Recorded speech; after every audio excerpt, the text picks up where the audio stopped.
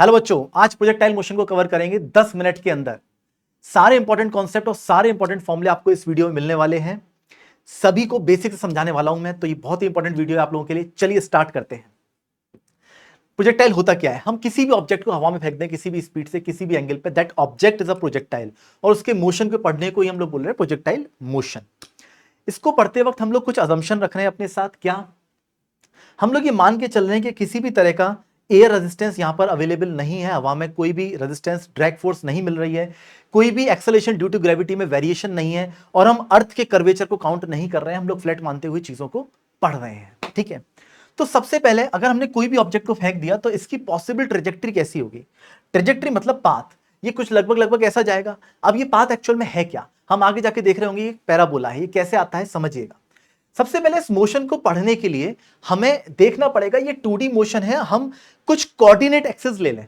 X और Y axis हमें माननी पड़ेगी। अब एक्स और वाई एक्सिस किस तरह से हम लोग माने? क्या हम कैसे भी रैंडम एक्स और वाई एक्सिस बना लें? एक्स और वाई एक्सिस हम लोग इस तरह से और इस तरह से बना लें? नहीं, ऐसे एक्स वाई एक्सिस बनाने का कोई फायदा नहीं होगा। फिर हम लोग क्या करेंगे, हम लोग एक्स हॉरिजॉन्टल और वाई वर्टिकल ले रहे हैं। इससे क्या फायदा है सर? इससे बच्चों देखो ये फायदा होता है कि अगर आपने ओरिजिन से छोड़ा है जहां पर y कोऑर्डिनेट 0 है, ये वापस से x एक्सिस पे लैंड कर रहा है जहां पर अगेन y कोऑर्डिनेट तो परफेक्टली 0 है, तो हम लोग बोल सकते हैं कि displacement in y direction is 0। तो इसलिए हॉरिजॉन्टल x और वर्टिकल y को हम लोग x और y एक्सिस ले रहे हैं। आगे जाके जब हम लोग इंक्लाइंड प्रोजेक्टाइल पढ़ रहे होंगे तो हम लोग क्या करेंगे कि इंक्लाइंड के अलोंग x एक्सिस मान लेंगे। उससे क्या फायदा होगा, जब आप प्रोजेक्टाइल को इंक्लाइंड पे फेंकेंगे तो वापस से वो x एक्सिस पे ही गिरेगा, तो again displacement in y direction is 0। तो हमेशा एक्सिस हम इस तरह से चूज कर रहे हैं। इससे एक बहुत बड़ा बेनिफिट होने वाला है, टाइम ऑफ फ्लाइट आपका बहुत फास्ट निकल आएगा जब आप डिस्प्लेसमेंट इन वाई डायरेक्शन को 0 कर देंगे। अब देखिए आपने एक्सिस चूज कर ली है। एक्सिस चूज करने के बाद आपको सबसे पहले अपने दोनों एक्सिस के अलोंग कंपोनेंट्स लेके एक्स और वाई की तरफ मोशन को इंडिपेंडेंटली स्टडी करना है। आपको पता होना चाहिए कि कोई भी वेक्टर क्वांटिटी अगर x में है तो y पर उसका कोई भी इफेक्ट नहीं होगा, जो चीज y में है उसका x में कोई इफेक्ट नहीं होगा। तो x motion and y motion are completely independent of each other. तो इसी बात का फायदा उठाते हुए हम लोगों ने क्या किया, हम लोगों ने इसके मोशन को x और y में तोड़ लिया। x की साइड पे हमने इनिशियल वेलोसिटी और x की साइड का एक्सेलरेशन देखेंगे, 0 आएगा। x की साइड का एक्सेलरेशन क्यों 0? क्योंकि पूरी की पूरी ग्रेविटी जो है वो नेगेटिव y एक्सिस में है। आप एक्सेलरेशन y डायरेक्शन लिख रहे हो, माइनस g लिखा है मैंने, ऊपर पॉजिटिव मानते हुए, नीचे की तरफ माइनस हो गया। और वेलोसिटी देखें तो x के साथ component u cos theta, y के साथ u sin थीटा।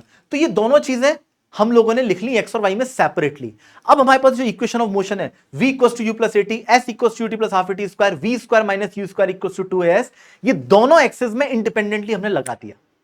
ठीक है ना, यहां से आप देख सकते हैं ये x की वेलोसिटी, क्योंकि एक्सेलरेशन 0 है तो x की वेलोसिटी हमेशा ही कांस्टेंट रहेगी। x का मोशन एकदम मासूम मोशन है, हमेशा कांस्टेंट चलता रहेगा। और y वाला मोशन क्या है, आप देख रहे हो स्टार्टिंग में रिटार्डेशन होगा, क्योंकि एक्सेलरेशन नीचे की तरफ है तो नीचे वेलोसिटी कभी ना कभी जाके 0 होगी और फिर फाइनली ये नीचे आएगा। तो किस तरह का मोशन यहां पर होगा, इस तरह का। आप देखो जो वेलोसिटी y में है वो घटती हुई चलेगी, हाईएस्ट पॉइंट पर 0 होगी और फिर y की वेलोसिटी नेगेटिव डायरेक्शन में बढ़ती चली जाएगी और अगेन उतना हो जाएगी जितनी यहां पर थी। u y यहां पर सेम अचीव हो जाएगा बच्चे, बट x की जो स्पीड है वो हमेशा ही सेम रहेगी। इनफैक्ट हाईएस्ट पॉइंट पे मिनिमम स्पीड रहेगी जो कि सिर्फ x वाली ही रहने वाली है। ये बात क्लियर है? अब फटाफट से फॉर्मूले देखते हैं हम लोग। सबसे पहले इसके अंदर अगर मैंने डिस्प्लेसमेंट वाले को 0 कर दिया y डायरेक्शन में, तो हमारे पास टाइम ऑफ फ्लाइट का एक फॉर्मूला आ गया, general formula 2uy upon ay। ठीक है ना, आप पीछे डिस्प्लेसमेंट वाले फॉर्मूले में आपने जैसे इसको 0 पुट किया तो यहां से आप फॉर्मूले को याद कर लीजिए। टाइम ऑफ फ्लाइट का formula 2uy upon g, acceleration g है y में, और 2u sin theta upon g। ये दोनों ही फॉर्मूले हम लोग मतलब एक सेम ही चीज है, दोनों ही तरीके से आपको याद होना चाहिए। सिमिलरली हाइट के लिए हम लोग क्या करेंगे, वी वाई 0 कर देंगे। जैसे आप y डायरेक्शन की वेलोसिटी 0 करोगे, आप डिस्प्लेसमेंट इन y डायरेक्शन से आप निकाल सकते हो, h का फॉर्मूला आ जाएगा आपके पास u Y square upon 2ay, जहां पे आप u स्क्वायर अपॉन 2g कर सकते हैं और u square sine square theta upon 2g। ये इंपॉर्टेंट फॉर्मूले आपको याद होना चाहिए। लास्ट फॉर्मूला हॉरिजॉन्टल रेंज, ये कितना आगे गया है x में, तो x में जो आगे गया है that is speed into time, क्योंकि एक्सेलरेशन 0 है तो सीधे सीधे स्पीड इनटू टाइम से आ जाएगा हमारे पास 2ux uy बाई g या फिर u square sine 2 theta by g। बहुत ही इंपॉर्टेंट फॉर्मूले कैसे आते हैं मैंने पूरा समझा दिया आपको। आगे बढ़ते हैं बच्चे, इक्वेशन ऑफ ट्रेजेक्ट्री। हम लोग x का कोऑर्डिनेट किस तरह चेंज हो रहा है, y कोऑर्डिनेट किस तरह चेंज हो रहा है, दोनों पता है टाइम के साथ। टाइम को एलिमिनेट कर दीजिए, t की वैल्यू दोनों जगह पुट कर दीजिए, आपके पास इक्वेशन ऑफ ट्रेजेक्टरी आ जाएगी y is equal to x tan theta minus gx square upon 2u square cos square theta. यहां से आप देख पा रहे हो ये क्वाड्रेटिक इक्वेशन है, जिससे हम लोग कमेंट कर पा रहे हैं कि ये एक पैराबोला बनेगा, ये एक पैराबोला बनेगा। और यहां पर देख रहे हो नेगेटिव साइन है, that means downward facing parabola रहेगा। अगर हाईएस्ट पावर की कोफिशिएंट नेगेटिव रहता है तो डाउनवर्ड फेसिंग पैराबोला रहेगा। यहां से एक और चीज समझ में आ रही है, for each value of y, अगर y की आप कोई पर्टिकुलर वैल्यू डाल दीजिए h से कम, तो आपको दो वैल्यूज ऑफ x मिलेंगी, एक x1 और एक x2। ये भी यहां से आपको दिख रहा है। तो आपको कोई भी हाइट दे दी जाए h/3 h/4, वो किस किस x पर होगी आप यहां से डाल के सीधा सीधा निकाल सकते हैं। और एक और फॉर्म है हमारे पास इसकी, यदि हम लोग इस फॉर्मूले में cos स्क्वायर थीटा को ऊपर जाके sec स्क्वायर थीटा लिख लें और sec स्क्वायर थीटा को 1 + tan स्क्वायर थीटा, तो यहां पे आप देखो ये tan थीटा में भी क्वाड्रेटिक बन जाएगी। और tan थीटा के क्वाड्रेटिक से हम लोग यहां पर बोल सकते हैं कि हमारे पास सेम x और y कोऑर्डिनेट पर सेम स्पीड u से पहुंचने के लिए दो पॉसिबल एंगल्स होते हैं। यह भी एक बहुत इंपॉर्टेंट कॉन्सेप्ट है बच्चे। सेम ट्रेजेक्टरी में आप समझिए एक पॉइंट x, y पर सेम u से पहुंचने के लिए प्रोजेक्टाइल के पास दो एंगल होते हैं। ये अलग अलग ट्रेजेक्टरी है, इनकी अलग अलग ट्रेजेक्टरी है। एक और फॉर्मूला है हमारे पास सिर्फ ग्राउंड टू ग्राउंड प्रोजेक्टाइल के लिए, जो हमारे पास लगेगा y is equal to x tan theta into 1 minus x by r, where r is the horizontal range, r is the horizontal range. तो ग्राउंड टू ग्राउंड प्रोजेक्टाइल के लिए हम इसको भी यूज कर सकते हैं। बट ये हमारे पास जो फॉर्मूला है y is equal to x tan theta minus gx square upon 2u square cos square theta, ये आपके पास एक पूरे पैराबोला का इक्वेशन है। आप समझिए अगर आपने किसी हाइट से भी फेंका होता है इसको, तो भी आप इस पूरे पैराबोला के लिए इस इक्वेशन को यूज कर सकते हैं। चलिए आगे बढ़ते हैं। इक्वेशन और ट्रैजेक्टरी के बाद हम लोग देखते हैं horizontal projection from some height. अगर किसी हाइट से किसी ऑब्जेक्ट को यू से फेंक दिया, तो यहां पर देखिए वाई वाला मोशन जो है वो तो सीधे सीधे मोशन अंडर ग्रेविटी वाला हो जाएगा, जहां पे हम ऑब्जेक्ट को ड्रॉप करते थे, क्योंकि इनिशियल वेलोसिटी वाई में तो जीरो है। आपने पूरी की पूरी वेलोसिटी एक्स में दी, अगर मैंने एक्स को हॉरिजॉन्टल और वाई को वर्टिकल मान रखा है, तो यहां पे जो टाइम ऑफ फ्लाइट आ जाएगा वो वही आ जाएगा जो 1D में आपने सीखा था, √2h/g, और स्पीड इंटू टाइम कर देंगे तो आपके पास हॉरिजॉन्टल रेंज हो जाएगी। और यहां पर क्योंकि tan थीटा 0 है, तो इक्वेशन ऑफ ट्रेजेक्टरी भी यहां पर बहुत सिंपल आ जाएगी इस पूरे पैराबोला की। ठीक है, tan थीटा को अपने 0 कर दिया, cos थीटा को 1 कर दिया, तो इक्वेशन ऑफ ट्रेजेक्टरी हमारे पास इतनी बन गई। इक्वेशन ऑफ ट्रेजेक्टरी हमारे पास परफेक्टली वैलिड है। यहां पर भी oblique collision from some height करें तो भी हमारे पास इस तरह से आप देख सकते हो, ये x और y, अगेन मैंने हॉरिजॉन्टल x और वर्टिकल को y माना है। हम लोग यहां पर u cos theta u sin theta तोड़ने के बाद y की जनरल इक्वेशन लिख सकते हैं।